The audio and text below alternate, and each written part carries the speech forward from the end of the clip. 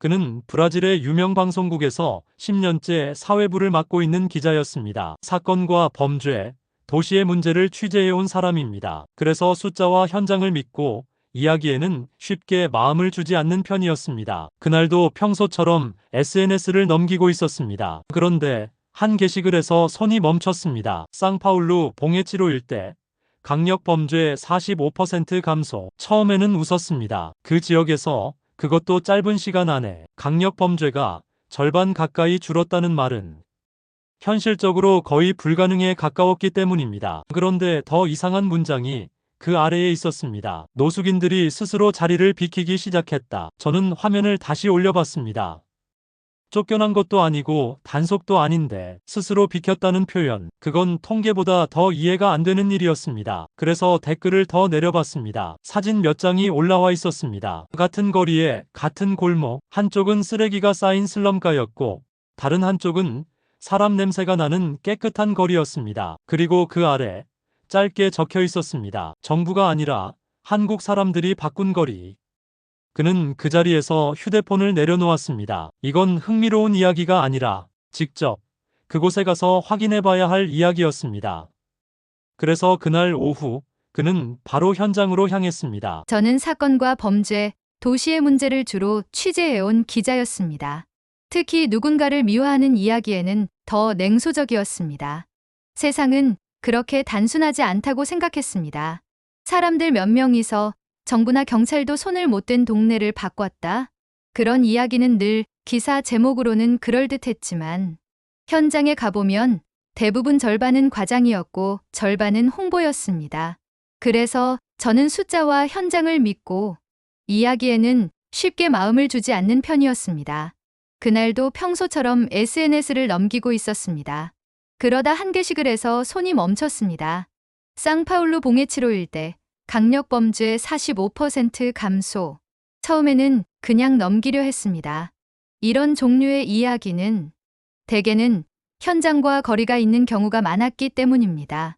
그래서 처음 SNS를 봤을 때도 그 전화를 받았을 때도 저는 그저 또 그런 이야기겠거니 하고 생각했습니다.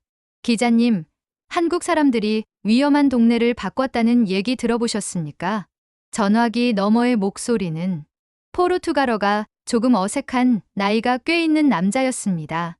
아마 오래전에 다른 나라에서 건너온 사람 같았습니다. 저는 가볍게 웃으며 되물었습니다. 시에서 예산을 얼마나 투입한 겁니까? 아니면 대기업이 후원을 했습니까? 잠시 정적이 흐른 뒤 남자가 조용히 말했습니다. 아닙니다. 그냥 거기 사는 사람들이 나와서 매주 거리를 청소했습니다. 저는 그 말을 듣는 순간 잠시 침묵했습니다. 그리고 속으로 생각했습니다. 이건 기사로 쓸 이야기가 아니라 그냥 한번 듣고 넘길 만한 이야기겠다고. 그런데 전화를 끊기 전에 그 남자가 한마디를 더 남겼습니다. 경찰도 포기했던 골목입니다. 그런데 지금은 아이들이 그 길로 걸어 다닙니다. 그 문장이 이상하게 귓가에 남았습니다. 경찰도 포기했던 골목. 그런데 지금은 아이들이 걷는 길. 저는 그날 오후 카메라 하나를 들고 상파울루 구도심 남쪽에 있는 오래된 이민자 거리로 향했습니다. 택시기사에게 목적지를 말하자 백미러 너머로 저를 한번 쳐다봤습니다. 거긴 왜 가십니까? 취재 때문입니다. 잠시 뜸을 들이던 그는 짧게 말했습니다. 거기는 낮에만 찾아가십시오. 그 한마디면 충분했습니다. 위험한 동네라는 사실은 그 지역 사람의 설명보다 택시기사의 눈빛이 먼저 말해주고 있었습니다. 차창 밖으로 보이던 도시의 풍경도 조금씩 달라지기 시작했습니다. 번듯했던 광고판은 낡아졌고 벽에는 덧칠된 낙서가 겹겹이 쌓여 있었습니다. 모퉁이마다 비닐과 박스가 쌓여 있었고 창문에는 쇠창살이 촘촘하게 박혀 있었습니다. 가게 셔터 아래에는 검은 그을음 자국이 남아 있었고 어떤 벽에는 총알이 스쳐간 듯 움푹 패인 흔적도 보였습니다. 저는 그런 풍경을 수도 없이 찍어온 사람이었습니다. 마약, 절도, 유기, 재개발 실패, 빈민 문제 등 브라질의 여러 도시를 취재하면서 이런 장면은 더 이상 낯설지 않았습니다. 그런데 딱 한 블록을 돌아섰을 때 풍경이 미묘하게 어긋나기 시작했습니다. 분명 같은 구역이었는데 일부 구간은 전혀 다른 공간처럼 느껴졌습니다. 바닥에 쓰레기가 보이지 않았고 젖은 자국 하나 없이 깨끗하게 정리되어 있었습니다. 가게 앞에는 작은 화분이 놓여 있었고 오래된 전봇대 밑에는 누군가 손수 만든 듯한 나무 벤치가 하나 놓여 있었습니다. 벽면은 새로 칠한 지 오래되지 않은 듯 밝은 색을 띠고 있었고 창문 아래에는 조그만 꽃 상자까지 달려 있었습니다. 저는 그 자리에서 걸음을 멈췄습니다. 한 블록 전까지만 해도 사람들이 눈을 피하던 거리였는데 여기서는 누군가 문 앞을 닫고 있었고 누군가는 유리창 안쪽에서 천천히 옷을 정리하고 있었습니다. 제가 낯선 것은 깨끗함 자체가 아니었습니다. 이 동네에서 이 장면이 가능하다는 사실이 너무 낯설었습니다. 그때 제 옆을 지나가던 노인이 저를 보고 웃으며 인사했습니다. 회색 조끼를 입고 있었고 한 손에는 긴 집게를 들고 있는 동양인이었습니다. 그는 저를 한 번 보더니 먼저 말을 걸어왔습니다. 기자 맞으시죠? 그는 가볍게 웃으며 말했습니다. 카메라 들고 여기 처음 오는 사람의 표정은 다 비슷합니다. 그 노인은 저를 작은 의류 도매점 안으로 안내했습니다. 가게는 크지 않았지만 정리가 잘 되어 있었습니다. 벽 한편에는 오래된 가족 사진이 걸려 있었고 가게 안쪽으로 시선을 조금 옮기자 작은 전기밥솥과 스테인리스 물병이 놓여 있었습니다. 그분은 자신의 이름을 윤 선생이라고만 소개했습니다. 실제 이름은 굳이 쓰지 말아달라고 했습니다. 괜히 동네가 더 시끄러워지는 걸 원하지 않는다고 했습니다. 저는 바로 본론으로 들어갔습니다. 정말 한국인들이 이 거리를 바꿨습니까? 윤 선생은 웃지 않았습니다. 대신 천천히 창밖을 봤습니다. 한국인들만은 아닙니다. 처음에는 한국인들이 시작했지만 지금은 이 동네 사람들이 함께 지키고 있습니다. 저는 다시 물었습니다. 어떻게 그런 일이 가능했습니까? 그는 잠시 생각하더니 제게 되물었습니다. 기자님은 사람이 어디까지 참을 수 있다고 보십니까? 예상하지 못한 질문이었습니다. 저는 답하지 못했습니다. 그러자 윤 선생이 낮은 목소리로 말을 이었습니다. 쓰레기가 쌓이는 건 참을 수 있습니다. 냄새도 참을 수 있었고요. 장사가 안 되는 것도 견딜 수 있었습니다. 잠시 말을 멈추었다가 조금 더 또렷한 목소리로 덧붙였습니다. 그런데 아이가 그 길을 무서워한다면 그때는 더는 못 참습니다. 그 한마디에 저는 고개를 들었습니다. 그리고 그제야 저는 창가에 붙어 있는 오래된 사진 몇 장을 보았습니다. 같은 거리였습니다. 하지만 지금과는 전혀 다른 모습이었습니다.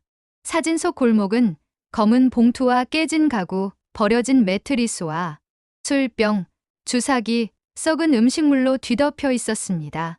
벽 아래에는 누군가 몸을 웅크린 채 잠들어 있었고 셔터 앞에는 불에 그을린 자국도 남아 있었습니다.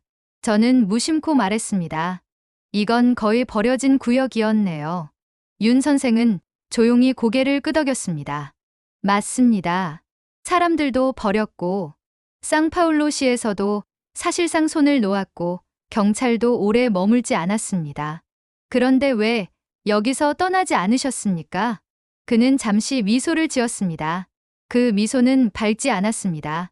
오래 버틴 사람에게만 생기는 조용한 표정이었습니다. 떠날 수 있는 사람도 있었고 못 떠나는 사람도 있었습니다. 이곳에 가게가 있고 빚도 있었고 삶이 있었습니다. 무엇보다 여기서 아이를 키우는 사람들이었습니다. 그날 저는 취재를 위해 왔지만 정작 질문보다 더 많은 장면을 보게 되었습니다. 가게 문을 닫고 나오던 한국인 여성이 바닥에 떨어진 담배꽁초를 아무 말 없이 봉투에 넣는 모습. 배달 상자가 쌓여있는 골목에서 한중년 남성이 손수레를 밀며 버려진 나무판을 하나씩 치우고 있었고 그 곁에서는 학교 가방을 맨 아이가 작은 빗자루로 모래를 모으는 모습. 그 모습이 제겐 묘하게 낯설었습니다. 브라질에서도 좋은 사람은 많습니다. 하지만 대부분은 자기 집 안쪽을 먼저 지킵니다. 문을 닫고 창문을 잠그고 가족을 먼저 안으로 들입니다. 그게 우리가 오랫동안 살아가는 방식이기 때문입니다. 그런데 이 사람들은 달랐습니다. 문 밖을 쓸고 있었습니다. 그것도 자기 가게 앞만이 아니라 골목 전체를 함께 정리하고 있었습니다. 저는 그날 저녁 늦게까지 그 거리를 계속 지켜봤습니다. 해가 기울자 사람들의 표정이 조금씩 굳어졌습니다. 가게 문이 하나둘 닫히기 시작했고 행인들의 발걸음이 자연스럽게 빨라졌습니다. 멀리서 오토바이 소리가 거칠게 들려왔고 교차로 쪽에 모여 있던 몇몇 젊은 남자들이 이쪽을 흘끗 바라봤습니다. 그때 저는 깨달았습니다. 이곳이 깨끗해졌다고 해서 완전히 안전해진 것은 아니라는 것을. 위험은 여전히 바깥 어딘가에 남아 있었습니다.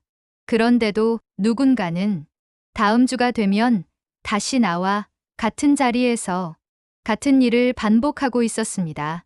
저는 다음 주 토요일 아침 다시 그곳으로 향했습니다. 그리고 그날 이 이야기가 어디서부터 시작됐는지를 보게 되었습니다. 아침 공기는 아직 차가웠고 상가 셔터 대부분은 내려와 있었습니다. 그런데 골목 한쪽에서 비닐봉지 바스락거리는 소리와 빗자루로 바닥을 쓰는 소리가 들렸습니다. 그 소리를 따라가자 이미 한 명이 먼저 나와 있었습니다. 짧게 자른 머리에 팔토시를 끼고 낡은 운동화를 신은 작은 체구의 여성이었습니다. 나이는 60쯤 되어 보였지만 움직임은 빨랐습니다. 그녀는 말없이 쓰레기를 모으고 있었습니다. 깨진 병 조각은 따로 골라 담고 젖은 종이는 긴 집게로 집어 올리고 병 밑에 눌어붙은 음식물 자국은 물을 뿌린 뒤 솔로 여러 번 문질러 지우고 있었습니다. 저는 조심스럽게 다가가 인사를 건넸습니다. 그녀는 저를 힐끗 보더니 짧게 고개를 끄덕였습니다. 신문 기자입니다. 성함을 여쭤봐도 되겠습니까? 그녀는 대답 대신 빗자루를 잠깐 세웠습니다. 이름은 중요하지 않습니다. 그냥 아줌마라고 쓰십시오. 그 말투에는 무뚝뚝함이 있었지만 불친절하게 느껴지지는 않았습니다. 저는 다시 묻지 않을 수 없었습니다. 이걸 언제부터 하셨습니까? 이렇게 한지 꽤 됐습니다. 왜 시작하셨습니까?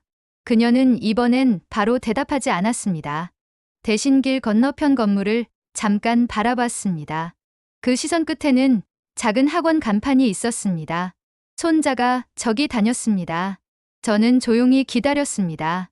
그녀는 잠깐 숨을 고른 뒤 조금 더 또렷하게 말했습니다. 어느 날 데리러 갔는데 애가 골목 입구에서 안 들어오려고 하더군요. 무섭다고 했습니다. 그녀의 목소리는 낮았고 단단했습니다. 그날 집에 가서 가만히 앉아 있는데 계속 그 말이 생각났습니다. 무섭다. 그 말이요. 애가 동네를 무서워하면 그건 안 되는 거 아닙니까? 그녀는 말을 마치고 다시 빗자루를 들었습니다. 그래서 다음 토요일에 거리로 나왔습니다. 처음엔 혼자였지요. 그 장면은 저에게 이상할 만큼 선명하게 남아 있습니다. 아무도 없는 골목, 셔터가 내려간 상가들, 아직 마르지 않은 검은 얼룩, 그 한가운데에서 한 여자가 말없이 바닥을 쓸고 있었습니다. 그녀의 얼굴에는 도시를 바꾸겠다는 의지도 누군가를 감동시키겠다는 표정도 없었습니다. 그저 참다가 더는 못 참겠다는 사람의 얼굴이었습니다. 잠시 뒤 한 남자가 더 나타났습니다. 그는 무거운 쓰레기 봉투를 들고 와 아무 말 없이 바닥에 내려놓고 다른 쪽 골목으로 들어갔습니다. 그리고 또 조금 지나자 중년의 부부가 장갑을 끼고 나타났고 그 다음에는 젊은 엄마가 초등학생 아이의 손을 잡고 같이 걸어 들어왔습니다. 누가 구호를 외치지도 않았고 누가 지시하지도 않았습니다. 그저 각자의 자리를 찾아 조용히 움직이기 시작했습니다. 저는 그 장면을 카메라에 담으면서 묘한 감정을 느꼈습니다. 이건 어떤 행사처럼 보이지 않았습니다. 봉사 활동도 아니었습니다. 사진을 찍기 위해 모인 사람들의 움직임이 아니었습니다. 너무 익숙한 사람들처럼 움직였습니다. 누군가는 물을 길어왔고, 누군가는 깨진 유리를 따로 분리했고, 누군가는 오래된 화분 받침을 닦아 다시 세웠습니다. 아이들은 작은 손으로 낙엽을 모았고 한쪽에선 누군가 커다란 보온병을 가져와 종이컵에 커피를 따라 나눠주고 있었습니다. 그 장면을 보고 있자니 문득 제 어린 시절이 떠올랐습니다. 제가 살던 동네에서도 어머니가 토요일마다 현관 앞을 물로 씻어내던 기억이 있었습니다.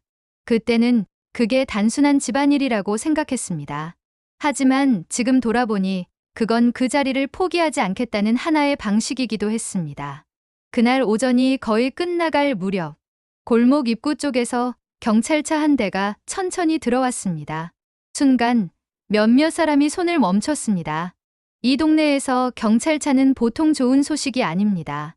차가 멈추고 2명의 경찰이 내렸습니다. 저는 반사적으로 카메라를 들었습니다. 경찰 중 한 명이 천천히 주위를 둘러봤습니다. 깨끗하게 정리된 바닥, 한쪽 벽에 가지런히 모아둔 정리된 쓰레기 봉투, 화단 옆에 쪼그려 앉아 흙을 만지는 아이, 그리고 땀을 닦으며 허리를 펴는 노인들. 그리고 그는 아무 말 없이 엄지를 들어 올렸습니다. 순간 사람들 사이에서 웃음이 번졌습니다. 긴장이 풀리면서 터져 나온 웃음이었습니다. 과장된 환호도 아니었고 누군가를 향한 반응도 아니었습니다. 그저 묘하게 쑥스럽고도 기쁜 웃음이었습니다. 경찰은 별다른 말 없이 다시 차에 올라 그대로 골목을 빠져나갔습니다. 하지만 그 짧은 동작 하나가 이상할 만큼 크게 느껴졌습니다. 저는 그 장면을 카메라에 담으면서 처음으로 이런 생각이 들었습니다. 어쩌면 이건 정말일지도 모른다고. 그 뒤로 저는 몇 주 동안 매주 토요일마다 같은 시간에 그 동네를 계속 찾았습니다. 한 주에는 비가 왔습니다. 비닐 장갑 위로 빗물이 흘렀고 골목은 금세 진흙과 냄새로 다시 엉망이 됐습니다. 그런데도 사람들은 나왔습니다. 또 다른 한 주에는 전날 밤 소동이 있었는지 깨진 병이 유난히 많이 흩어져 있었습니다. 한 상점의 셔터에는 발로 찬 흔적이 남아 있었고 가게 앞 박스들은 모두 젖어 있었습니다. 그날도 사람들은 묵묵히 치웠습니다. 그리고 저는 그 모습을 보면서 조금씩 알아가기 시작했습니다. 이 동네를 바꾼 것은 청소라는 행동 자체가 아니라 반복이었습니다. 한 번 치우는 건 어렵지 않습니다. 그날만 마음먹으면 할 수 있는 일입니다. 하지만 다음 주에도 나오고 그 다음 주에도 또 나오고 다시 더러워진 골목을 보면서도 그 자리에 다시 서는 것. 그건 누구나 할 수 있는 일이 아니었습니다. 동네 사람들이 변하기 시작한 것도 그 반복이 쌓인 뒤였습니다. 처음엔 멀리서 지켜보던 브라질 상인들이 어느 날부터 자기 가게 앞을 쓸기 시작했습니다. 세네갈에서 온 이민자 상인은 낡은 철제 선반을 내놓고 그 위에 무료로 가져가라고 생수병을 올려놨습니다. 볼리비아 출신 재단사는 가게 앞 벽면에 직접 페인트를 칠했고 그리고 어떤 브라질 청년은 낙서투성이였던 전신주에 작은 조명을 매달았습니다. 거리는 아주 천천히 조금씩 달라지기 시작했습니다. 눈에 띄게 변한 것은 아니었습니다. 하지만 분명히 달라진 점이 있었습니다. 그저 버려진 것처럼 보이던 자리마다 누군가 계속 손을 대고 있다는 흔적이 생기기 시작했습니다. 그리고 그 흔적이 사람들을 바꾸고 있었습니다. 예전에는 발길을 재촉하던 사람들이 이제는 잠깐 멈춰 서서 인사를 건네기 시작했고 아이의 손을 잡고 골목으로 들어오는 엄마들도 눈에 띄게 늘어났습니다. 늘 창문을 굳게 닫아두던 가게들이 오전에는 문을 조금 더 오래 열어두기 시작했습니다.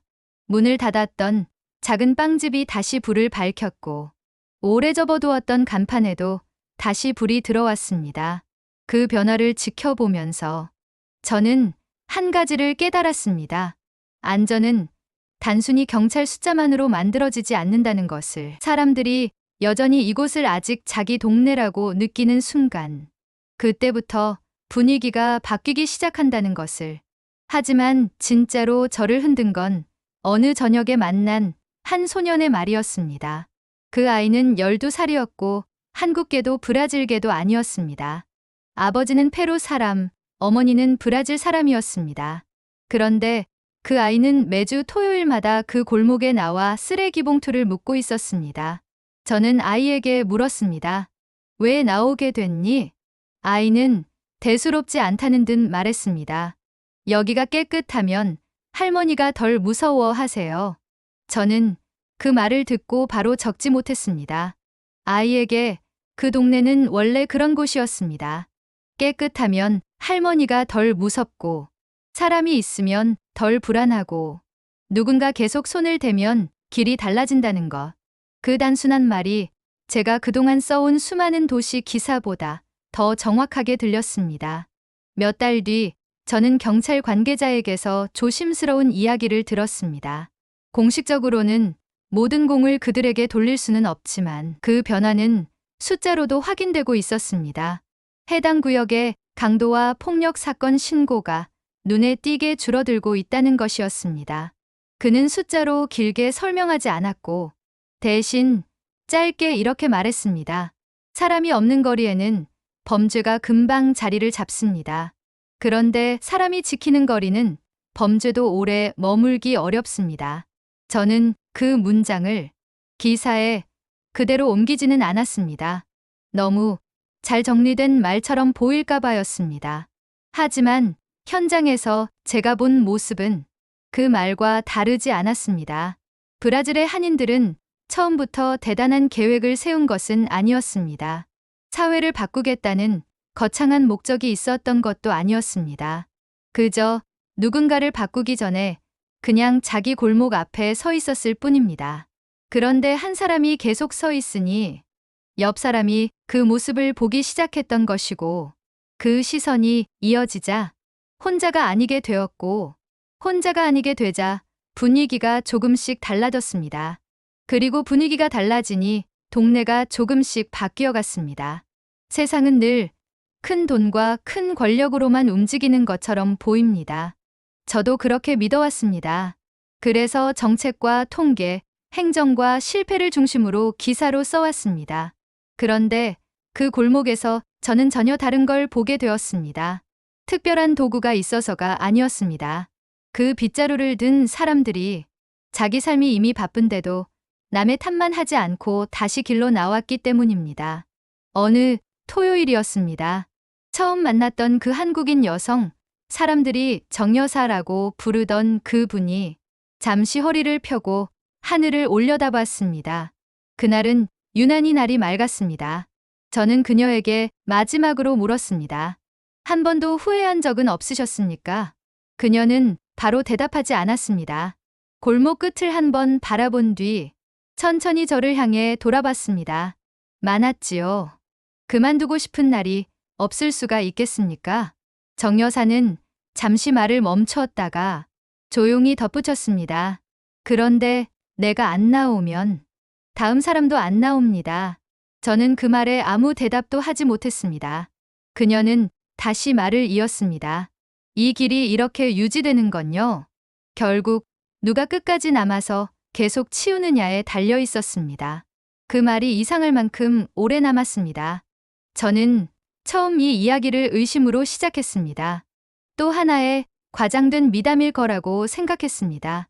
하지만 취재를 마칠 무렵 제가 쓰고 있는 건 단순한 미담이 아니라 하나의 기록이라는 걸 알게 됐습니다. 누가 거리를 완전히 구했다는 이야기가 아닙니다.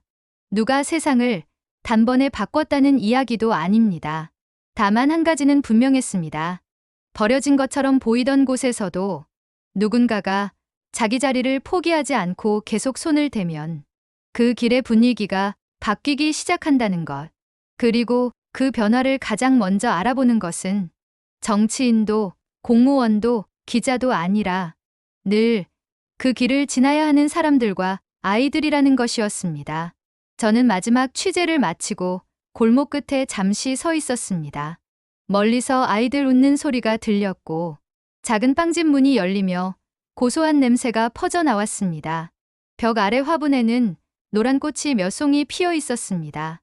그 자리가 예전에는 쓰레기 더미였다는 걸 저는 사진으로 이미 알고 있었습니다. 그 순간 저는 처음 전화를 걸어왔던 어르신의 말을 떠올렸습니다. 경찰도 포기했던 골목입니다. 그런데 지금은 아이들이 그 길로 걸어갑니다. 그 말은 과장이 아니었습니다. 오히려 제가 본 것을 다 담기에는 너무 짧은 말이었습니다. 왜냐하면 제가 본 것은 단순히 깨끗해진 골목이 아니었기 때문입니다. 제가 본 것은 사람이 사람에게 보여줄 수 있는 가장 오래가는 방식이었습니다.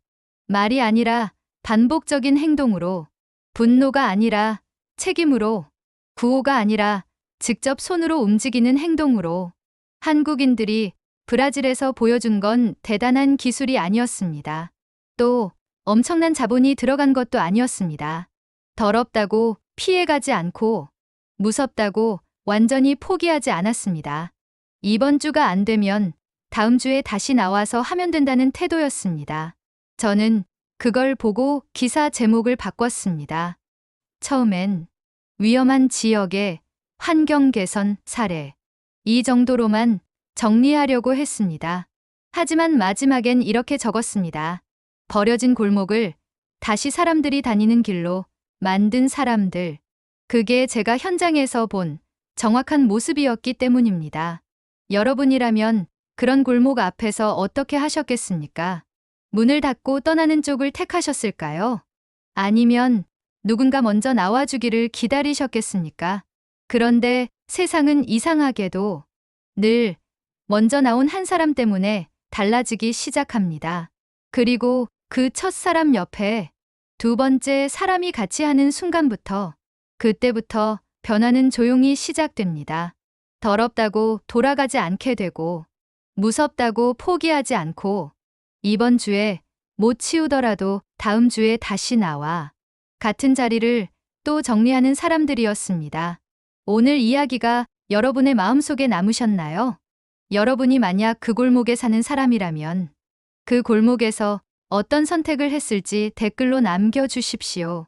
저는 그런 댓글을 읽을 때마다 사람들이 아직 세상을 포기하지 않았다는 걸 다시 확인하게 됩니다. 그리고 이 채널 세계가 감동한 한국에서는 앞으로도 이렇게 세계 곳곳에서 발견된 한국인의 태도와 선택, 그리고 그 안에 숨어있는 깊은 이야기를 계속 전해드리겠습니다. 구독과 좋아요, 알림 설정까지 함께 해주시면 다음 이야기로 더 깊은 감동을 전해드리겠습니다.